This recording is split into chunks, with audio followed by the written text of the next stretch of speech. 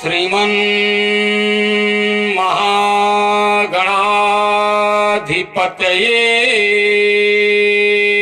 नमः। श्री गुरु चरण कमलेभ्यो नमः। श्री मातृ पितृ चरण कमलेभ्यो नमः। श्रीमते रामानुजाय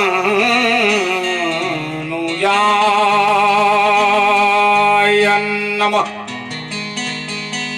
श्रद्धा और प्रेम से बोलिए सियावर रामचंद्र की, और जोर से बोलिए श्री हनुमान जी महाराज की, श्री गौरी शंकर भगवान की, वृंदावन बिहारी लाल की, दुर्गा महारानी की, जगत गुरु गोस्वामी दास जी महाराज की, वैदिक सनातन धर्म की। 2 मिनट आप सभी लोग शांत चित्त हो जाएं। बन सके तो अपना अपना हाथ अवश्य ही जोड़ लें और 2 मिनट तक मेरे साथ भगवान की प्रार्थना में सम्मिलित हो जाएं। तत्पश्चात भगवत चर्चा।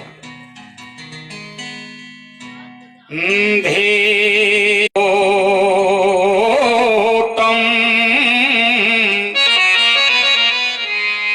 वंदे महापुरुष ते चरणारविंदम। गंगा तरंग रमणीय जटा कलापम।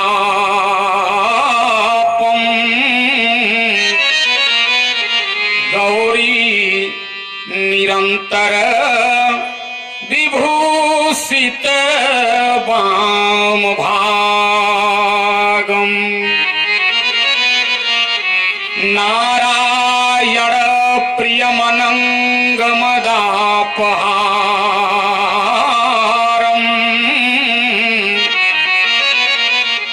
वाराणसी पुरपतिं भजु विश्वनाथम।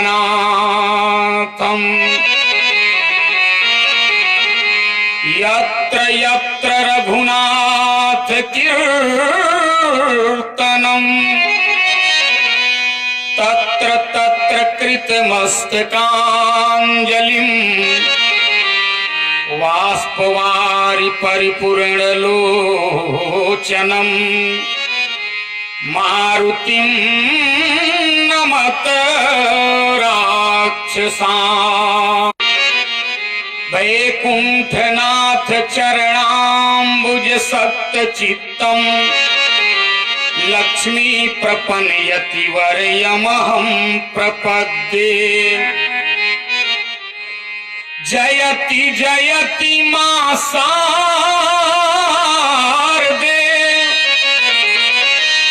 विनती हो स्वीकार।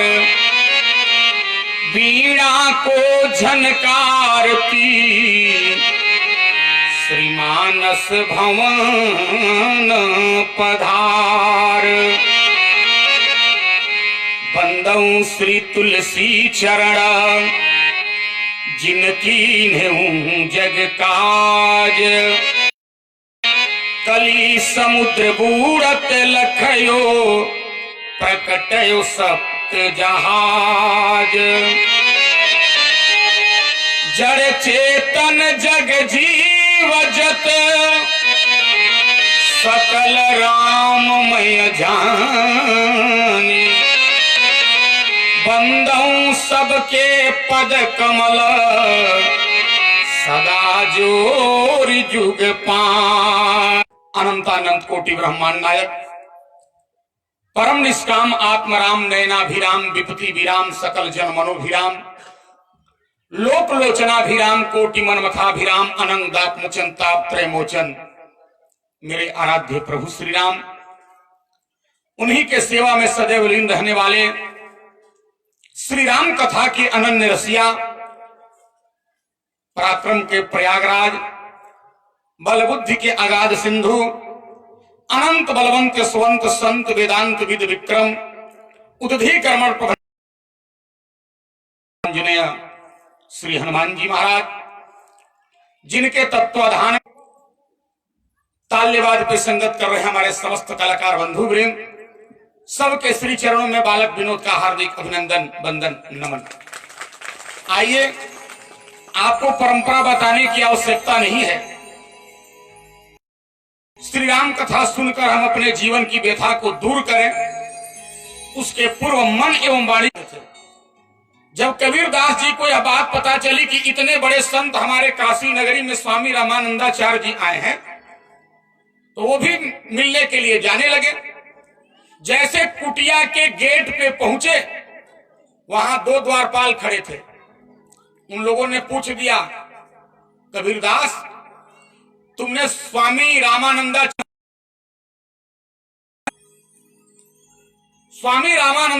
जी का नियम था 4 बजे सुबह में ब्रह्म मुहूर्त में वो गंगा जी में स्नान करने जाते थे। इनके गंगा जी स्नान करने के जाने से पहले कबीरदास सीढ़ियों पर सो गए। अंधेरी रात थी। संत रामानंदाचार्य जी ज्यों गंगा जी से स्नान करके बाहर निकले, तो दरवाजे पर जो 2 द्वारपाल थे, पहलवान थे, उनको भेजा, जाओ लेकर आओ कबीर को। उन दोनों ने जाके कहा, भैया कबीर, आपको संत जी रामानंदाचार्य जी बुलाए हैं, चलो। कबीर, माला जप रहा हूं, फुर्सत नहीं है। उन्होंने आके कहा, महाराज वो माला जप रहे, कह रहे हैं। रामानंदाचार्य जी ने पूछा, कबीर, तुम मेरे नाम को बदनाम कर रहे हो, एक बात बताओ, मैंने तुमको दीक्षा दिया है क्या? उन्होंने कहा, हाँ महाराज, आपने मुझे दीक्षा दिया है। कहा, कब? कि सीढ़ियों पर जो राम राम मुंह से निकला, उसी को मैंने गुरु मंत्र मान लिया। राम जय जय राम, श्री राम जय राम, जय जय राम, बोलो श्री राम जय राम, जय जय राम, श्री राम जय जय राम। अच्छा, माताओं बहनों की आवाज तो बिल्कुल नहीं आ रही है। आप लोग तो इसको करके देखो,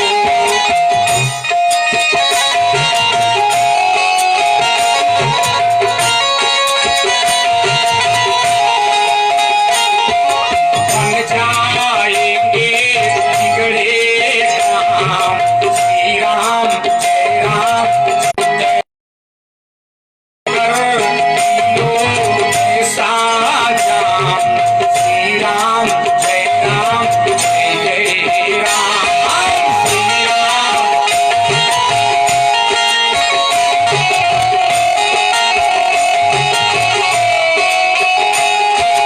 हमको तेरे दीवार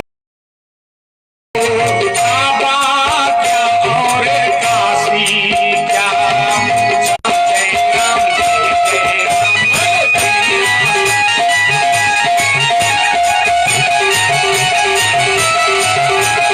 श्री राम जय राम, जय जय राम, श्री राम जय राम, जय जय।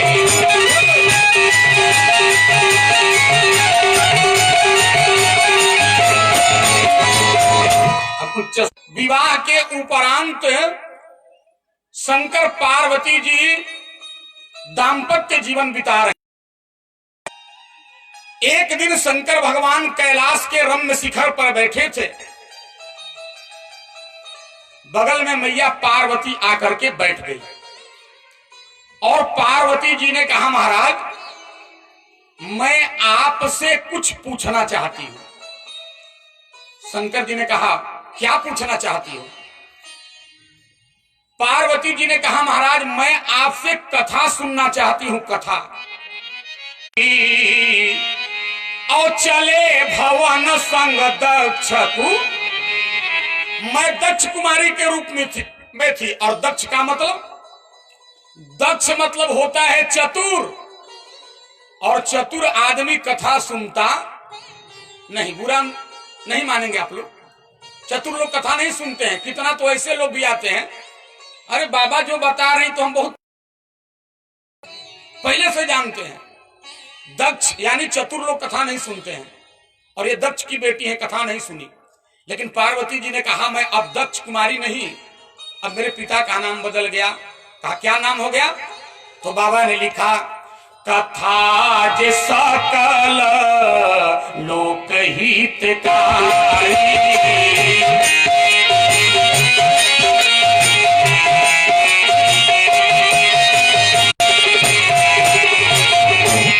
कहा अब मैं शैल कुमारी हूं। और ध्यान देना, शैल माने क्या होता है? पहाड़, पर्वत। और पर्वत जो है वो स्थिर होता है, पर्वत धैर्यवान होता है। अब मैं शैल कुमारी हूं, मेरे अंदर धीरज है, मैं प्रभु पर विश्वास करने वाली नहीं हूं। प्रभु अब कथा सुनाइए। और कथा कैसी पूछती है? बोले कथा जो सकल लोक हित। ये नहीं कहा कि ऐसी कथा हमें सुनाओ जो ब्राह्मणों की हित करने वाली हो। एक बात मैं नहीं समझ पा रही हूं। कहा क्या? कहा नाथ धरहूं अरे नर्तन के ही हेतु, नर्तन के ही हेतु मोहि समुझाई कहूं हेतु।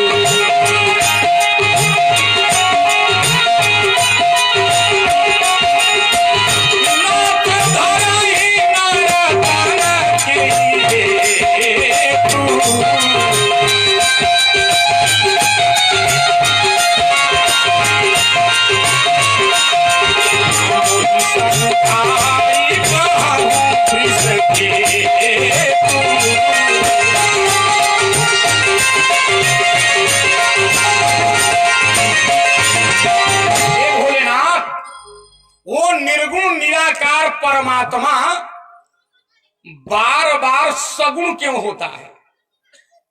निर्गुण निराकार परमात्मा मानव का, नर का तन क्यों बार बार धारण करता है? उनका बार बार जन्म क्यों होता है? प्रश्न किया, बार बार उनका अवतार क्यों होता है, जन्म क्यों होता है? परमात्मा बार बार सगुण क्यों होता है?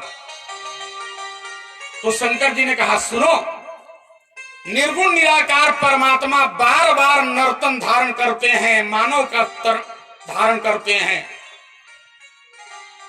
विष्णु जी बार बार अवतार लेते हैं, इसका कारण है, एक दो कारण नहीं है।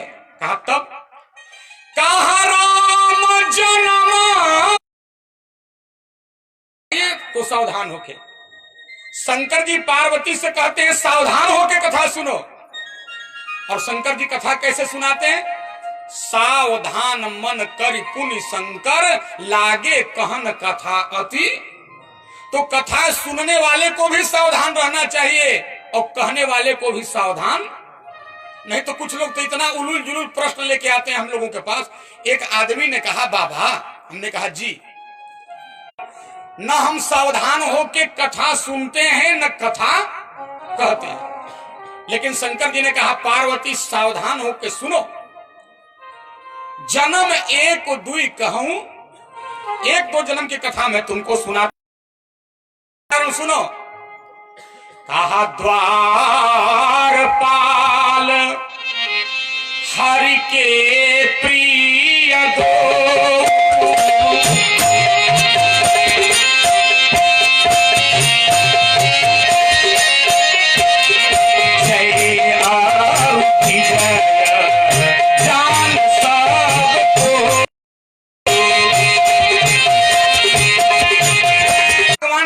से मिलने के लिए बैकुंठ में जा रहे थे। द्वारपालों ने रोक दिया, कहा खबरदार आप लोग नहीं जा सकते हो। तो उन चारों ब्राह्मण कुमारों को क्रोध आया और उन दोनों ने श्राप दे दिया। कहा क्या श्राप दिया? कहा उन दोनों ने श्राप दिया, हिरण्याक्ष दूसरा बना हिरण कश्यपु। एक हिरण्याक्ष दूसरा बना हिरण कश्यपु। जगत विदित सुरपति मद मोचन। और ध्यान देंगे प्रेमियों, जय और विजय हिरण्याक्ष और जब हिरण्यकश्यपु बने, इतना घना घोर तपस्या किए। इनके तपस्या के कारण, वरदान के कारण नारायण बाराह का रूप धारण करके, सूकर का रूप धारण करके और वहां पर हिरण्याक्ष का वध किए। दूसरा हुआ हिरण्यकश्यपु। हिरण्यकश्यपु इतना प्रतापशाली हुआ, उसने राजा बनते घोषणा कर दिया, हमारे राज्य में आज के बाद कोई नारायण का नाम लेगा नहीं, कोई नारायण नहीं कर सकता है। अच्छा, सारे नगर के लोग हिरण्यकश्यपु के डर से इस नियम का पालन करने लगे। लेकिन उसी का बेटा हुआ प्रहलाद। सज्जनों, जब प्रहलाद 5 वर्ष का हुआ और पढ़ने के योग्य हुआ, तो शुक्राचार्य जी के 2 पुत्र हैं, संड और अर्मक। ध्यान देंगे, कहा ले जाओ हमारे बालक को और इसको बहुत बढ़िया शिक्षा दो। देखो, पहले थे कि हमारे बेटे साक्षर हों, राक्षस भी चाहते थे कि हमारे बेटे साक्षर हों। ले जाओ हमारे बेटे को पढ़ाओ। संड और अमर्क ध्यान देंगे, बच्चे को ले गए, पढ़ाए। लेकिन हर चीज में प्रहलाद नारायण का ही नाम लेता था। एक दिन छुट्टी में प्रहलाद लौट के आए, हिरण्यकश्यपु गोद में बैठी पढ़ाए, नारायण का नाम नहीं लेना है, सबसे दुनिया में प्रभावशाली ताकतवर तुम्हारा बाप है। लेकिन पूछा, बेटा गुरुजी क्या पढ़ाए? तो प्रहलाद जो है वो नवधा भक्ति का उपदेश देने लगा। अर्चनम वंदनम साख्यम सबका वर्णन करने लगा। आप निवेदन इससे जितना होता है नव भक्ति, उसका वर्णन करने लगा। हिरण्यकश्यपु को गुस्सा आया, जहर पीने को प्रहलाद को दी, लेकिन जहर से भी प्रहलाद का कुछ बिगड़ा नहीं। पहाड़ से धक्का दिलवाया, भगवान आकर के का त्यों प्रहलाद रहा। उसकी बहन का नाम था होलिका। होलिका को वरदान प्राप्त था, ब्रह्मा जी उसको एक ऐसा चादर दिए थे कि उस चादर को ओढ़ के और होलिका आग में बैठ जाती थी तो होलिका जलती नहीं थी। होलिका जलती नहीं थी। या अपने बेटे प्रहलाद को होलिका के गोद में बैठवा दिया। जली है, हमने कहा कि देखो भाई, आग भी हमारे यहाँ बहुत प्रकार के हैं, होलिका साधारण आग से नहीं जली है। तुलसी अपने मानस में लिखे हैं, एक बहुत भयंकर आग है। कहा कौन सा आग? कहा जो दुनिया के साधारण आग से नहीं जलता व्यक्ति, वो किस आग से जलता है? तो बाबा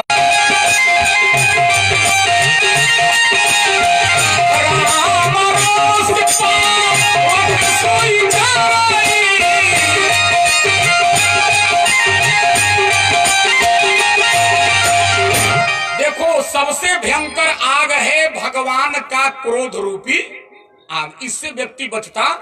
भगवान ने कहा देखो भाई, हमारे साथ जितना अपराध करना हो, हमको जितना गाली देना है, जितना अपमान करना हो कर लो, मैं सब पचा लेता हूं।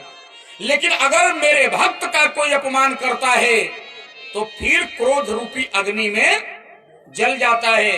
तो याद रखना, हिरण्यकश्यपु साधारण आग से नहीं बल्कि भगवान के क्रोध रूपी आग में जल के मर गई। देखो, हनुमान जी जब लंका जलाने लगे ना, तो लंका जला के सीता मैया के पास आए तो सीता मैया ने कहा बेटा हनुमान, लंका को तूने जला दिया, लेकिन एक बात समझ में नहीं आई, तुम कैसे बच गए? अरे जब तुम आग लगाए तो तुम्हें भी तो जलना चाहिए। हनुमान जी ने कहा मैया ऐसा है, मैं नहीं जला, इसका कारण है कि आग में हमको बचाने वाली बैठी थी। आग में बचाने वाली? कहा हाँ। कहा कौन?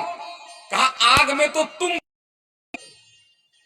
और कोई भी मां अपने बेटे को जलाती? कहा मैं कैसे आग में बैठी थी?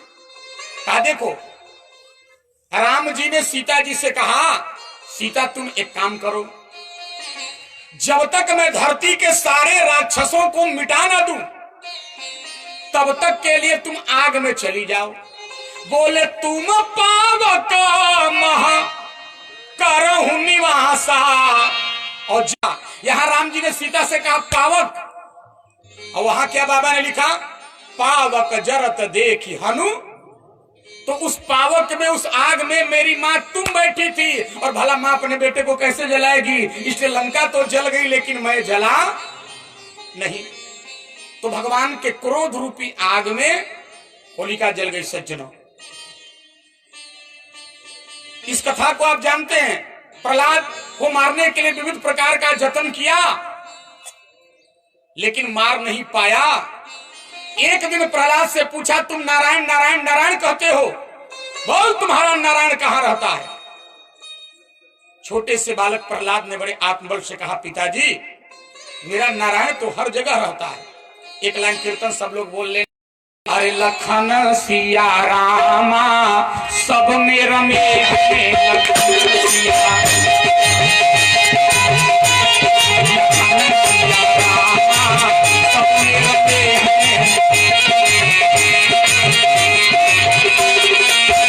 हमें तुमने खड़ग खंभे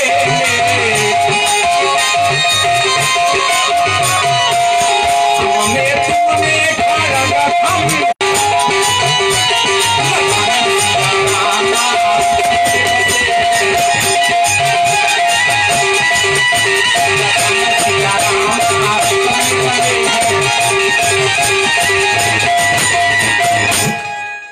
प्रहलाद ने कहा पिताजी हम में तुम में खड़ग खंभे में, नारायण तो हमारा हर जगह है। अच्छा देखो भाई, अब कुछ लोग प्रश्न करते हैं कि भगवान जब हर जगह है, सुनो माता, तो दिखाई क्यों नहीं देते? अच्छा ईमानदारी से बोलो, तिल में तेल है लेकिन आपको दिखाई देता है क्या? लकड़ी में आग है, दिखाई देता है क्या? नहीं देता है ना। दूध में दही में घी है, दिखाई देता है क्या? नहीं देता है। दिखाई देगा कब? देखो लकड़ी से आग दिखाई देगा कब? जब लकड़ी का घर्षण करोगे तब। दही से घी दिखाई देगा कब? जब मंथन करोगे तब। जैसे लकड़ी घर्षण करने से आग, दही का मंथन करने से घी, उसी तरह से परमात्मा का भजन करने से परमात्मा प्रकट होता। परमात्मा तो हर जगह है। अच्छा ईमानदारी से बोलो, हवा हर जगह है, तो हवा आपको दिखाई देता है क्या? नहीं दिखाई देता है। हवा हर जगह है लेकिन व्यक्ति को दिखाई नहीं देता है। एक सज्जन कहे गुरुजी, कहा तो हवा लेनी पड़ेगी। तो हमने कहा हवा हर जगह है, डाल लो खोल के, हवा तो हर जगह है, डालो। उन्होंने कहा अरे महाराज आप भी गजब बात करते हैं, हवा ऐसे थोड़े जाएगी। कहा तब? कहा टायर में हवा डालने के लिए यंत्र का जरूरत है, यंत्र जब तक नहीं होगा तब तक हवा कैसे डालेंगे? हमने कहा देखो हवा हर जगह है लेकिन उसको लेने के लिए, डालने के लिए यंत्र का जरूरत है। उसी तरह से परमात्मा हर जगह है, उसको पाने के लिए मंत्र की जरूरत है, मंत्र की जरूरत है। कहा इस खंभे में भी तुम्हारा भगवान है? कहा हाँ। हिरण्यकश्यपु को गुस्साया, गदा से मारा पिलर पे, खंभे पे। भगवान नरसिंह उससे प्रकट हो गए और नरसिंह ने हिरण्यकश्यपु का वध किया। कथा आप जानते हैं। तो बाबा ने अपने मानस में लिखा, ध्यान देना, हिरण्याक्ष को मारा वराह के रूप में और हिरण्यकश्यपु को मारा कैसे? नरसिंह के रूप में। होई नारहरि दूसरा कोई मारा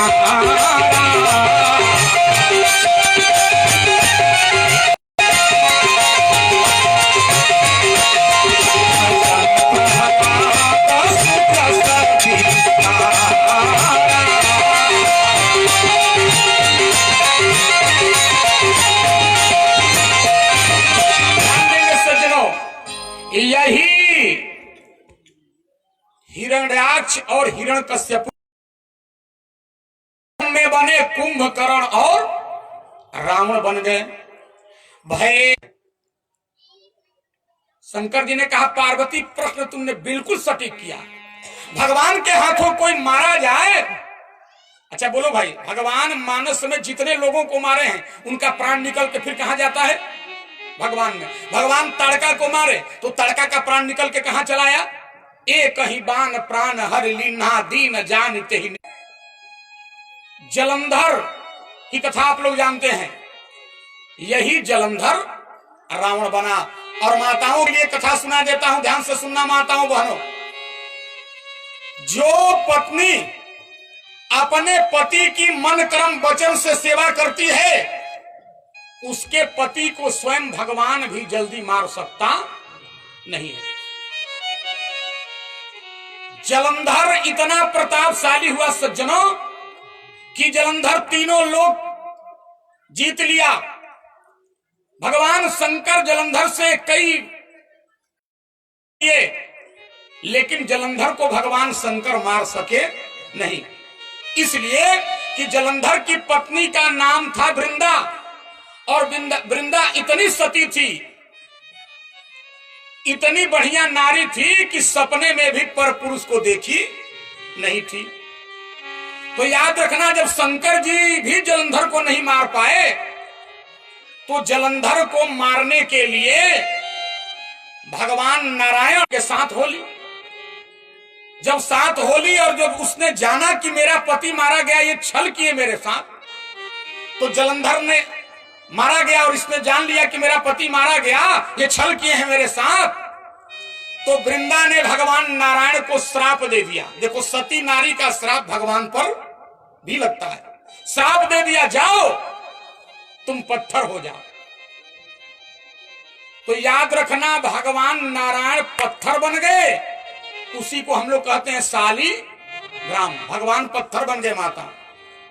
और वृंदा ने यह भी कहा, सुनो मैं अगले जन्म में तुलसी बनूंगी, तुलसी। और जब तक शालिग्राम के मूर्ति पे तुलसी न चढ़ाया जाता है तब तक शालिग्राम का पूजन पूर्ण माना। सती नारी भगवान के खोपड़ी पर भी चढ़ के रहती है। इससे साबित यह होता है, इससे नारियों को मन क्रम वाणी से पति की सेवा करनी चाहिए। ध्यान देना, यही जलंधर रावण बना, तहां जलंधर रावण भयऊ। 3 जन्म की कथा सुनाए। तुलसी बाबा लिखते हैं, शंकर जी पार्वती से कहते हैं, एक जन्म कर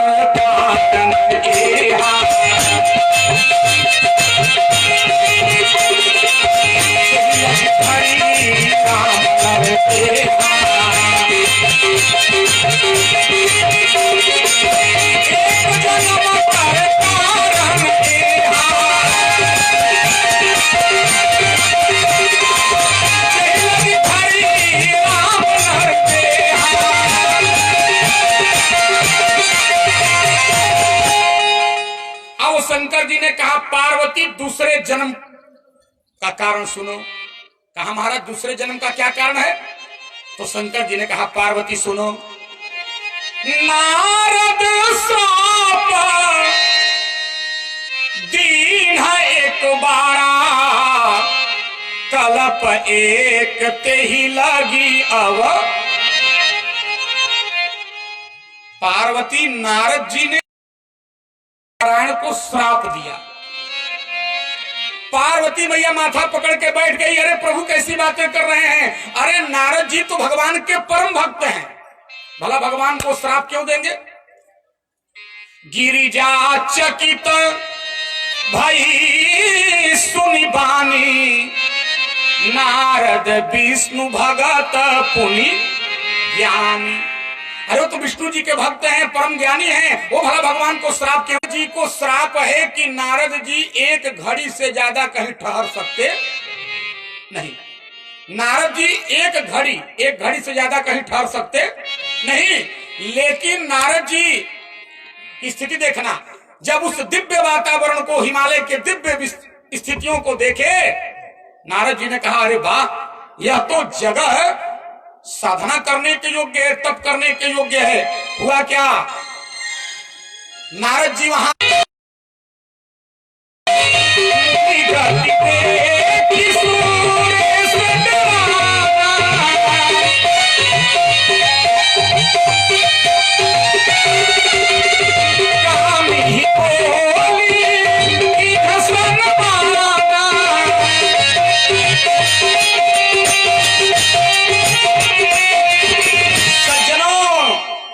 इनके साधना को देख के भगवान इंद्र का आसन डोल उठा माता उस जगह पे जहां घोर ठंड, वहां पे बसंत का निर्माण कर दिया। ते ही आश्रम ही मदा जब गया निज माया बसंत बसंत बना दिए। लेकिन बसंत संत का साधना तोड़ सका नहीं। बाबा ने लिखा कामदेव का कोई असर नारद जी पे पड़ा नहीं। काम कला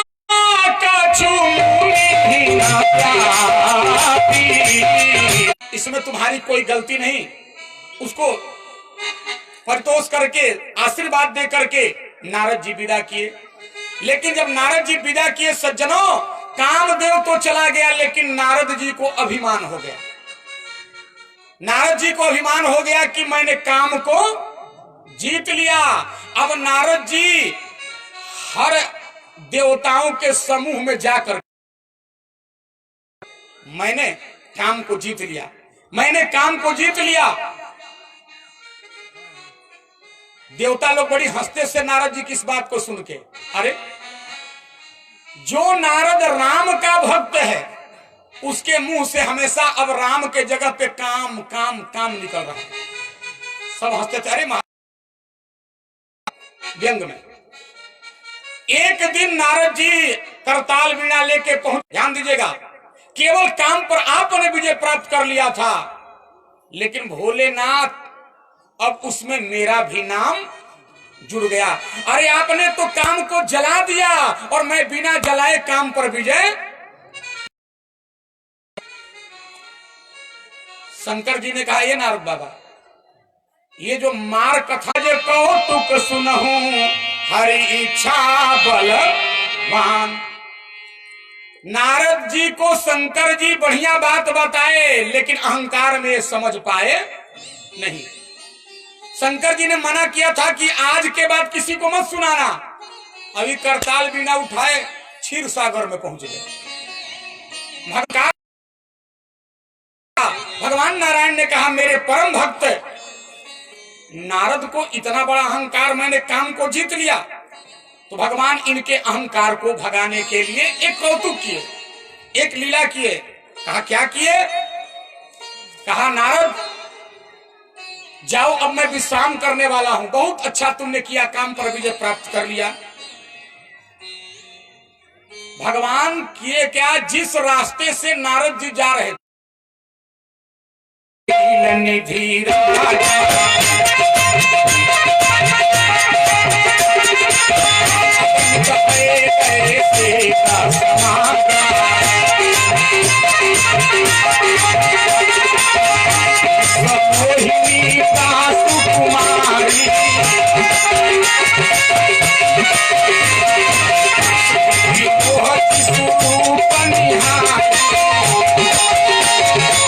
को मोहित करने वाली, तो सचमुच में विश्व को मोहित करने ही वाली वो थी। तो आजकल तो नाम उल्टा रखा जाता है, गजब गजब लोग नाम रख देते हैं। अच्छा देखो, रावण इतना बुद्धिमान था ना, रावण को सब कुछ करने आया था लेकिन रावण को नाम रखने नहीं आया था।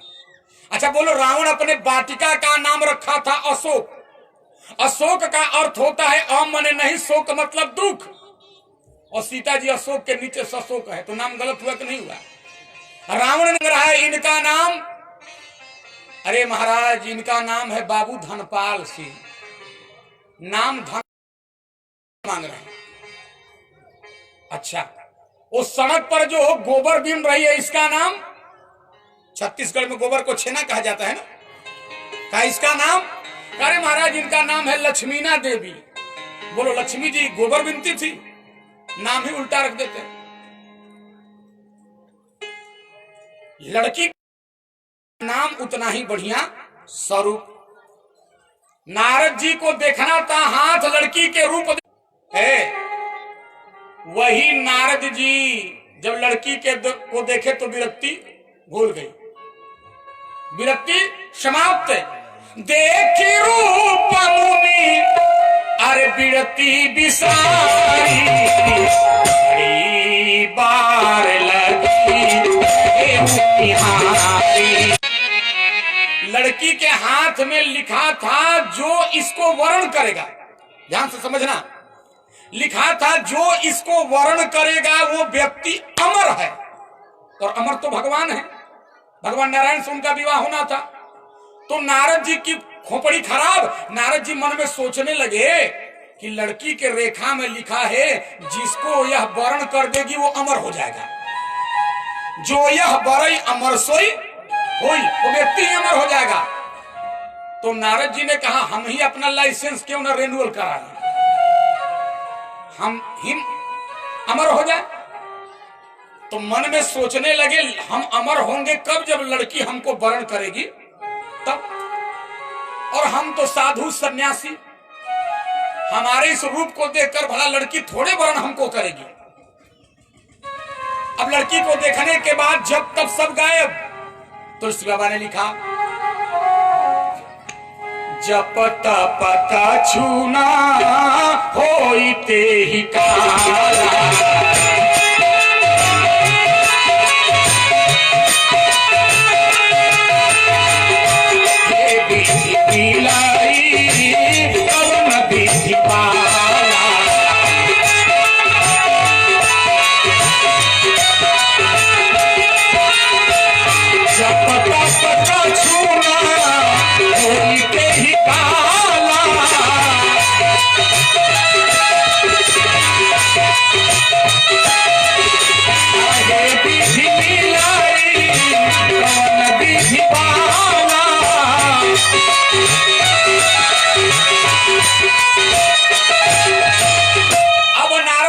जब तप माताओं सब कुछ सज्जनों समाप्त। जब तप कछु न होइते ही, अभी तक कहते घूम रहे थे हमने काम को जीत लिया और जब तप गायब।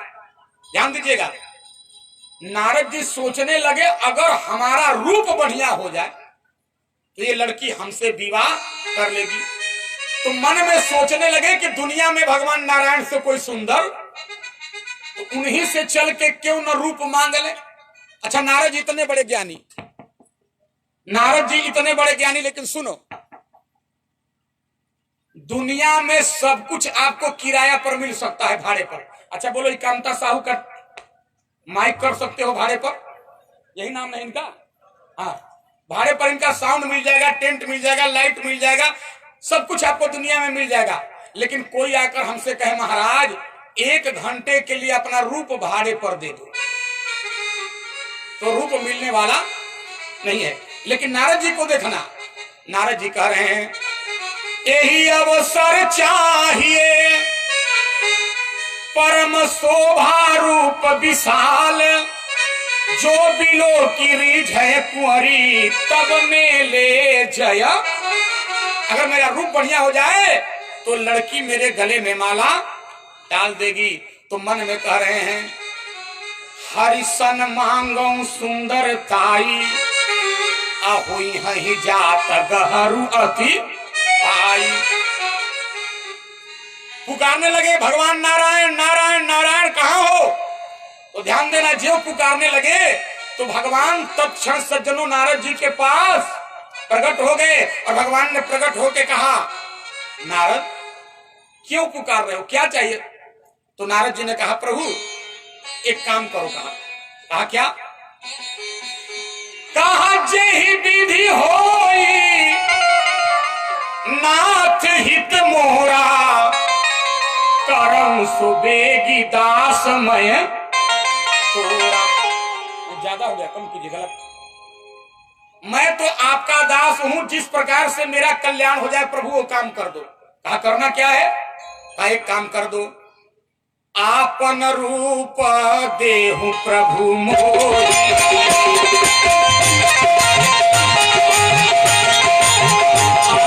भात नहीं पावो कोई।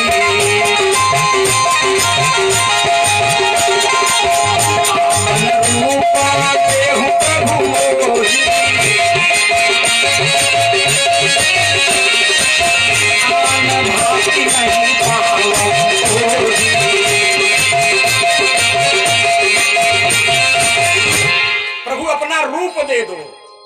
भगवान मुस्कुराए सज्जनों, और भगवान व्यंग में मानो कहे, जे विधि होई परम हित नारद सुनहु तुम्हार, सोई हम करब न आन कछु बचन न मृषा हमार। जिस प्रकार से नारद आपका कल्याण होगा वही काम मैं करूंगा, चिंता मत करो, जाओ मैंने दे दिया। जैसे भगवान ने कहा मैंने रूप दे दिया, तो ध्यान देंगे तो केवल रूप न मांगे थे, नीचे का पार्ट्स नहीं मांगे थे। मेरे तरफ देखो, नीचे का पार्ट्स नहीं मांगे थे, केवल रूप मांगे थे। भगवान ने कहा तथास्तु, जाओ, दे दिया। अब नारद जी इतने उत्साही हैं, इतने उत्साहित हो गए कि कहीं शीशा में जाके अपना चेहरा भी देखे नहीं। अरे अब तो भगवान रूप दे करके बैठ गए। कहां? जहां देश देशांतर के राजा महाराजा आकर बैठे थे, लड़की वर्ण करेगी। नारद जी जाकर के उसी सभा में बैठ गए, और जब नारद जी उसी सभा में बैठे तो शंकर जी के दो गण वहां बैठे थे। नारद जी के रूप को देखकर उन दोनों ने व्यंग में कहा, वाह वाह नारद जी, गजब का रूप है आपका। अब इनका अहंकार और बढ़ गया। अब हृदय क्रोध भाव मरकट बदन भयंकर, भयंकर दे बंदर का रूप। लड़की को देख करके क्रोध हो गया, लेकिन लड़की इनके तरफ आ नहीं रही थी सज्जनों। जब लड़की इनके तरफ नहीं आ रही थी तो नारद जी सोचे, लगता है हम सीरियल में पीछे बैठ गए हैं।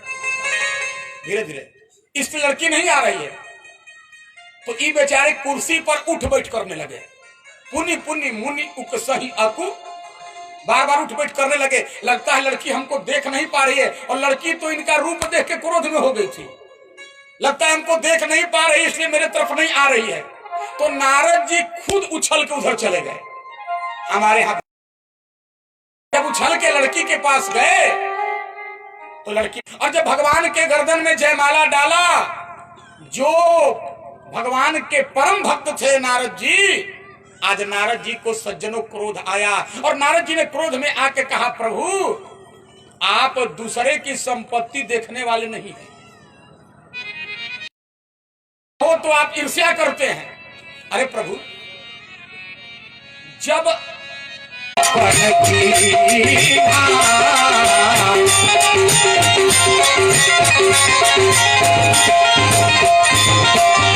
अच्छा, तुलसी बाबा के शब्दावली पर आप लोग ध्यान देंगे। आपके छत्तीसगढ़ में कहा जाता है कि नहीं, जरा जवाब दीजिएगा। बाबा ने लिखा, भले भवन अब बायन दिन। बायन माने आपके यहां बायन मिलता है क्या? होगा। और सुनो, आपने मेरा रूप बंदर का कर दिया है, तो मैं श्राप देता हूं, कभी आकृति तुम की ना हमारी,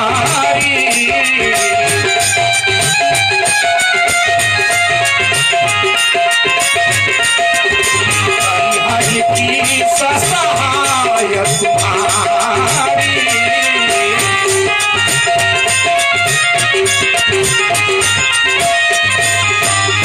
आपको भी पत्नी का विरह झेलना पड़ेगा,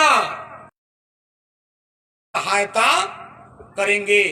एक बात सुन लो, संत का श्राप भगवान भी स्वीकार करते हैं। भगवान चाहते तो नारद का गर्दन काट लेते कि नहीं काट लेते, लेकिन संत का श्राप माथे पर धारण किए और भगवान मुस्कुरा कर कहे, वाह नारद वाह, एक बात तो तुमने कंफर्म कर दिया।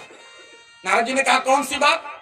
कहा, मेरा इतना अवतार हुआ, लेकिन किसी अवतार में मेरा सिस्टमेटिक विवाह हुआ नहीं। इस श्राप को सत्य करने के लिए भगवान का अगला जन्म हुआ। दो कारण शंकर जी पार्वती को बताए। बोलिए राजा रामचंद्र की, बोलो वृंदावन बिहारी लाल की। अब जरा तीसरा कारण सुनेंगे। एक बार सब लोग भगवान का नाम लें, हरे रामा रामा रामा हरे राम राम राम हरे। कहा, ध्यान दो, दो लोग पैदा हुए, इन्हीं से सृष्टि प्रारंभ हुई। नाम क्या था?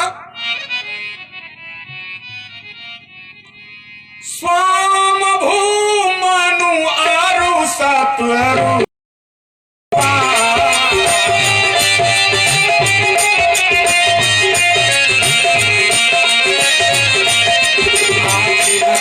भया नर सृष्टि अनुपा।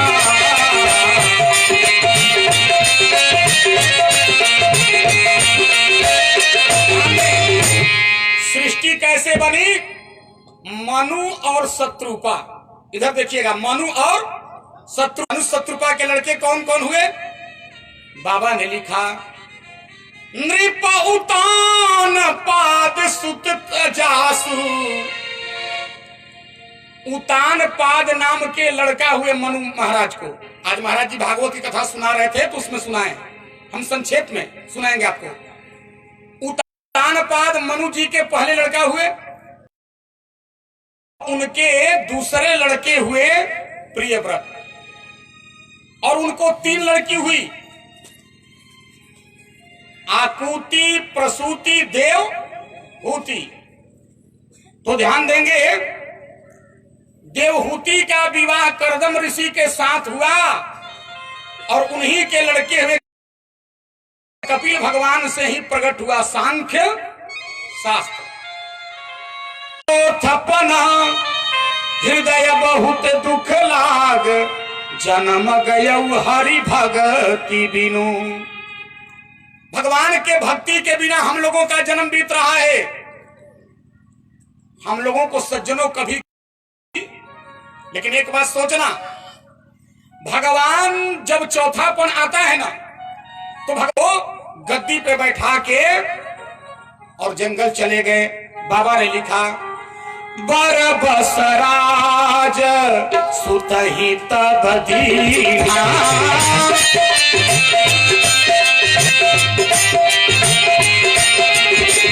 नारी समेत गवन बन की। अक्षर मंत्र पुनि जपहि सहित अनुराग, देव पद पंकरु दंपति मन अति लाग। ध्यान देना, 12 अक्षर मंत्र का जाप करने लगे। ओम नमो भगवते वासुदेवाय, इस मंत्र का जाप करने लगे। और देखो माताओं, जब तपस्या करने लगे ना दोनों पति पत्नी, तो याद रखो, तपस्या में, पूजा में, पाठ में संयम की बड़ी आवश्यकता है। अगर आपके पास पूजा पाठ तपस्या रहने लगे, और एक दिन मैंने चर्चा किया था कि आज हम लोग जिस दिन व्रत करते हैं उस दिन सबसे ज्यादा खाते हैं।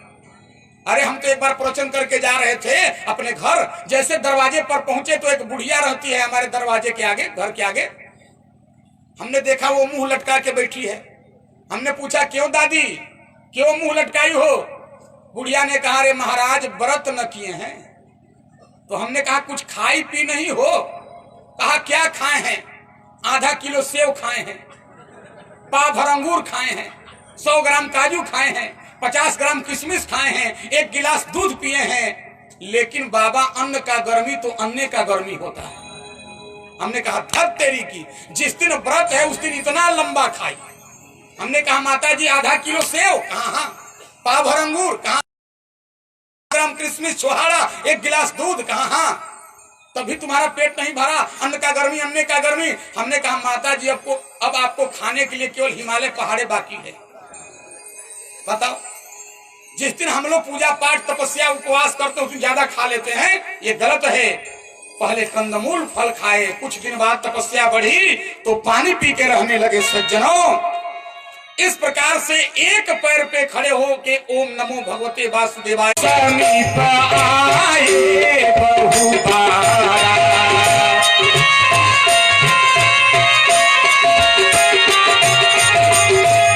हरि हर तप देखिया,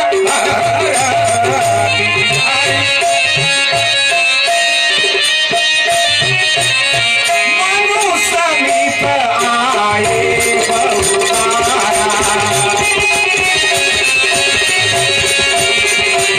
मनु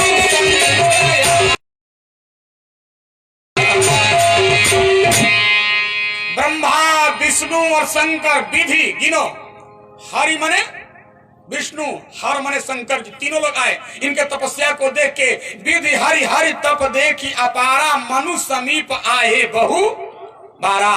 और क्या बोले?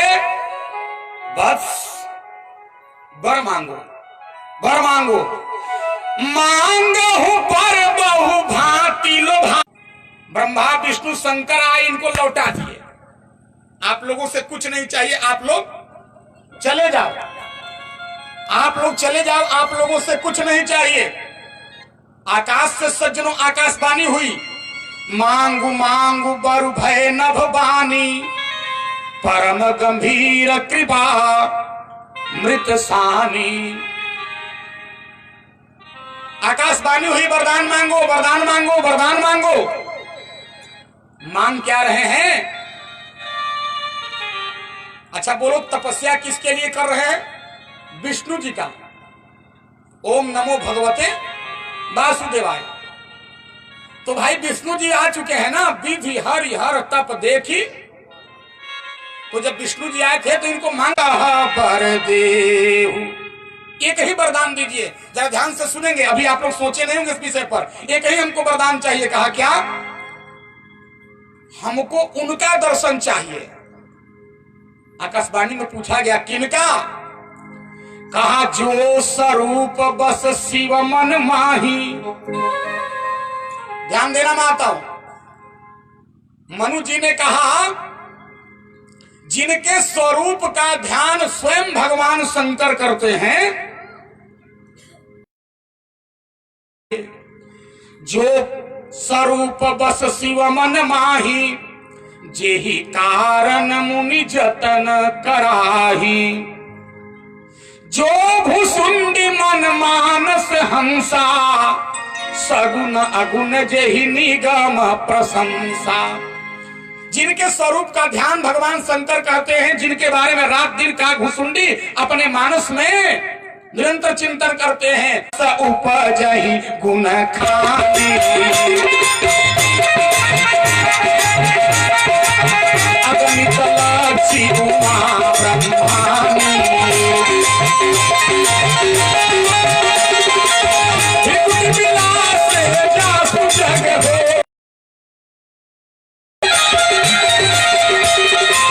राम बाम किसी सीता सोई।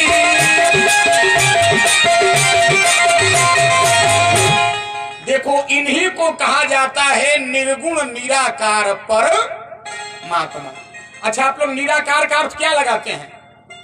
कि जिसका कोई आकार न हो उसी को कहा जाता है। ये नहीं है सज्जनों निराकार। निराकार का तो वरदान क्या मांग रहे हैं? अच्छा बोलो, कोई बेटा बेटी को छोड़ के चला जाए जंगल और भगवान मिल जाए, तो भगवान से कहे प्रभु हमको बेटा दे दो। अभी बताओ गलत है कि नहीं है? आप जिस नौकरी से रिजाइन दो और भगवान खुश हो जाए, वरदान मांगो, आप कहो प्रभु वही नौकरी फिर पकड़ा दीजिए, तो वरदान मांगने का क्या अर्थ है? बोलो, अपना बेटे को राज दे करके गए थे कि नहीं गए थे? बेटा बेटी छोड़ करके गए थे मनु शत्रुपा, लेकिन आज फिर बेटा मांग रहे हैं। दान शिरोमणि कृपा निधि, नाथ कहूं सती भाव, चाहूं तुम ही समान सुत, प्रभु सन कवन दुराव।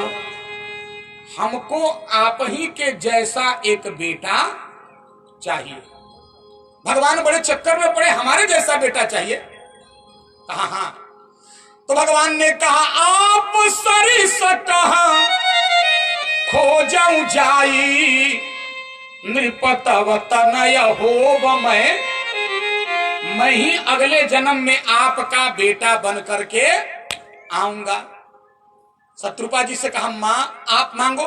तो देखो पहले की पत्नी कितना बढ़िया होती थी, जो पति चाहता था वही पत्नी भी चाहती थी। शत्रुप ही बिलो की कर जोरे, देव मांग बर जो रुचि तोरे। मां आप भी मांग लो, जो आपकी रुचि हो वो वरदान दूंगा। क्या चाहिए? शत्रुपा जी ने कहा जो बारुनाथ चतुर नृप मांगा,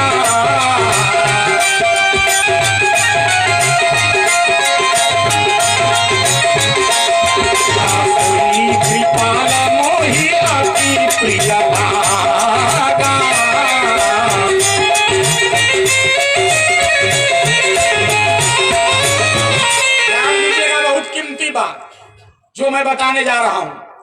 कहा जो हमारे महाराज मनु मांगे वही वरदान मैं भी चाहती, यानी दाम्पत्य में पति पत्नी का मन मस्तिष्क एक होना चाहिए। जो महाराज चाह रहे हैं वही मैं भी चाह रही हूं, हमारी किसी दूसरे चीज में रुचि नहीं है। भगवान ने कहा तथास्तु, अगले जन्म में मैं आपका बेटा बन के आऊंगा। याद रखिएगा, यही मनु और शत्रुपा, मनु जी बने दशरथ और शत्रुपा बनी कौशल्या।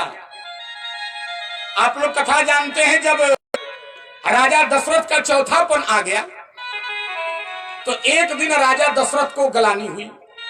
किस बात को लेके? शास्त्र संगीत से हटाओ। राजा दशरथ को गलानी हुई किस बात को लेके? तो बाबा ने लिखा, एक बार भूपति मन माही और भय गलानी मोरे सुत माही, अभय गलानी मोरे सुत। एक बार राजा दशरथ को गलानी हुआ। क्यों? तो ध्यान रखेंगे, रामचरितमानस में चौपाई में तुलसी बाबा जहां एक बार शब्द का प्रयोग किए हैं, वहां किसी न किसी पुराण की कथा को जोड़े हैं। जहां एक बार आप पढ़ो, समझ लो तुलसी बाबा किसी पुराण की कथा को जोड़े हैं, क्योंकि नाना पुराण निगमागम। नाना वशिष्ठ जी को एक छोटा लड़का हुआ था जिसका एक दिन गुरु माता अरुंधति अपने नन्हे से बालक को लेकर गोद में खिला रही थी। और ध्यान देना, आजकल बहुत लोग कहते हैं नर नारी सब एक समान। देखो भाई, इस नारा को हम नहीं मानते हैं।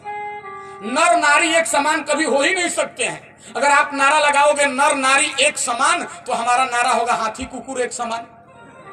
बोलो मानोगे क्या? देखो, राजनीति हमारे जी आराम भी कर लिया।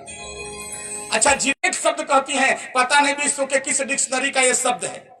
गोदिया में लेकर केवल इतना बोलेगी, तड़प नहीं उठेंगे तो मेरा नाम अरुंधति नहीं होगा। और जानते हैं क्या किया? दूसरे दिन राजा दशरथ का जब दरबार लगा, अरुंधति मैया अपने नन्हे से बालक को लेकर के ठीक राजा दशरथ के सिंहासन के पास पहुंच गई।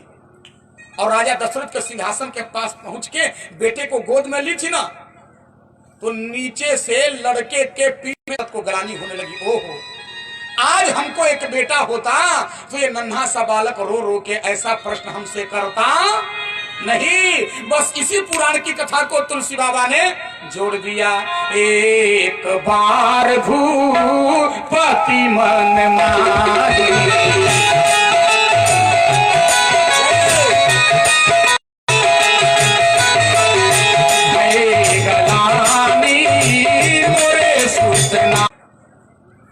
जैसे तड़प हो रहे थे, उदासी थी चेहरे पर। और एक बात बताऊं, वफादार नौकर था, उससे बर्दाश्त नहीं हुआ। वो चुपके से घड़े में पानी ले गया और सलाखों के बाहर से जब पिलाने लगा, उसी समय औरंगजेब कहीं से आ गया। और जब उस दृश्य को देखा कि मेरे बाप को पानी पिला रहा है, मयान से शमशीर निकाला, तलवार, और तलवार निकाल करके सज्जनों घड़े पर प्रहार किया, घड़ा फूटा और बाप के मुंह में तलवार डाल दिया। अयोध्या जी में जिंदा हो, 15 दिन तक हम पितरों को तर्पण कर रहे हो, लेकिन हे बेटा दशरथ, आपको कोई संतान नहीं है। आपके मरने के बाद हम पितरों को तर्पण कौन करेगा? इसी चिंता में हम लोग डूबे हुए हैं। आंख में आंसू है। तब राजा दशरथ जी को गलानी हो गई, अरे अरे, आज हमको एक बेटा होता तो हमारे बाप दादा ऐसा कहते नहीं। और जोड़ दिया यहीं पे चौपाई, एक बार भूपति मन माही, भय गलानी मोरे सुत माही। हिरण उसी में छलांग लगा दिया, जल समाधि ले लिया, चला गया। राजा दशरथ घोड़ा रोक करके वहीं खड़े हो गए। कितना देर पानी में रहेगा? जब निकलेगा तो मैं इसका शिकार करूंगा, इस हिरण का। 1 घंटा बीता, 1.5 घंटा बीता, 2 घंटा बीता, राजा दशरथ खड़े हैं तालाब के किनारे, हिरण निकला नहीं। अचानक सरोवर से, तालाब से हिरण, हे राजा दशरथ आप लौट जाओ, आपका मनोरथ पूर्ण होने वाला नहीं है। कहा क्यों? तो व्यक्ति को जाना कहाँ चाहिए? अच्छा, हम लोगों को दुख होता है माताओं तो कहाँ जाते हैं? अपने रिश्तेदारों के यहाँ। लेकिन राजा दशरथ को जब ग्लानि हुआ तो कहाँ गए? गुरु गृह गया तुरंत महिपाला, ये नहीं लिखा फूफा गृह गया। अभिवादन शीलस्य नित्यम वृद्धोपसेविना चत्वारि तस्य वर्धन्ते आयुर्विद्या जसो। प्रणाम करने से माताओं सुनो क्या क्या मिलता है। आयु, उम्र बढ़ती है। विद्या, कोचिंग और ट्यूशन जाने से केवल विद्या नहीं बढ़ती है। बड़ों को प्रणाम करो। इसीलिए पहले के बच्चे जब विद्यालय जाते थे तो अपने गुरु को चरण छूकर प्रणाम करते थे। आयुर्विद्या जस बढ़ता है, और बल केवल दूध मलाई खाने से बल नहीं बढ़ता है, प्रणाम करने से भी बल बढ़ता है। आयुर्विद्या जसो बलम, प्रणाम करने से। गए अपने गुरु जी को प्रणाम किए, और प्रणाम करके क्या किए? निज दुख सुख सब गुरु ही सुनायहु, और कही वशिष्ठ बहु विधि समूह। दशरथ जी रोने लगे और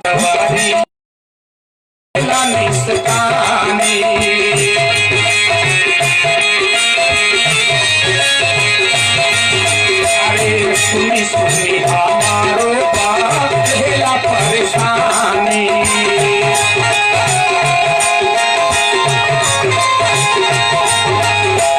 सुनी सुनी ही यारा। हे गुरुदेव भगवान, ये गांव क्षेत्र वाले हमको एकदम नई कथा सुन लो। आप ये कैसे गारंटी ले रहे हैं कि हमको बेटा होगा? वशिष्ठ जी ने कहा, राजन अभी ये बात जो मैं कहूंगा तो थोड़ा सा आपको कष्ट होगा, लेकिन सुख भी होगा। कहा कैसे?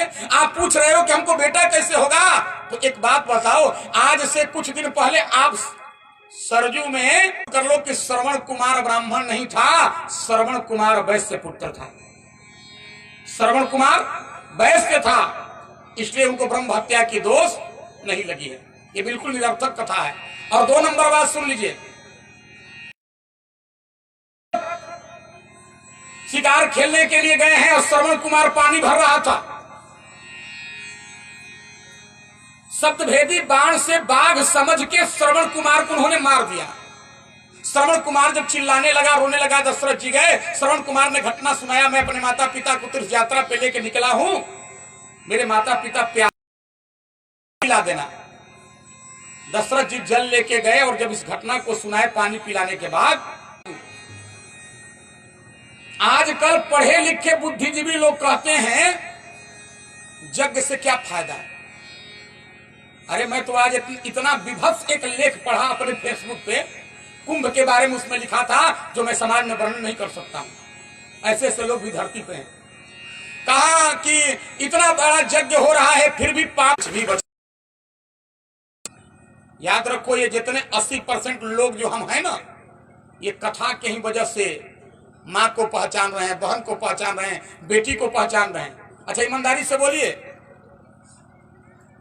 हवा प्रदूषित हो गया। विचार कीजिएगा, पढ़े लिखे लोगों के लिए कह रहा हूं, आपका हवा प्रदूषित हो गया। हम तो दिल्ली में गए थे अभी 15 दिन, हमारी देखा दिल्ली के 80% लोग ऐसे नाक में लगा के घूम रहे हैं। उसको मास्क, दवाई से हमारे बिजनेस से कोई घाटा में नहीं रहेगा, बीमार नहीं होगा, बल्कि वो आत्म स्वच्छ हो जाएगा। तो कहने का मतलब है दोस्तों, यज्ञ करना पड़ेगा आज, वशिष्ठ जी ने कहा। तो दशरथ जी ने कहा, महाराज यज्ञ कराने के लिए तो 1 रुपया का चंदा मांगते हैं। क्यों भाई? लेकिन दशरथ इस बिहार ने इस देश को नाम दिया है। अंग्रेजी में आप बिहार लिखोगे 5 अक्षर से बना है, BIHAR, और इससे 5वां नाम भारत का हुआ है। B से भारत, I से इंडिया, H से हिंदुस्तान, A से आर्यावर्त। बोलो बिहार ने नाम दिया है कि नहीं दिया है? और जितने लोग मोबाइल लेके बैठे हो सब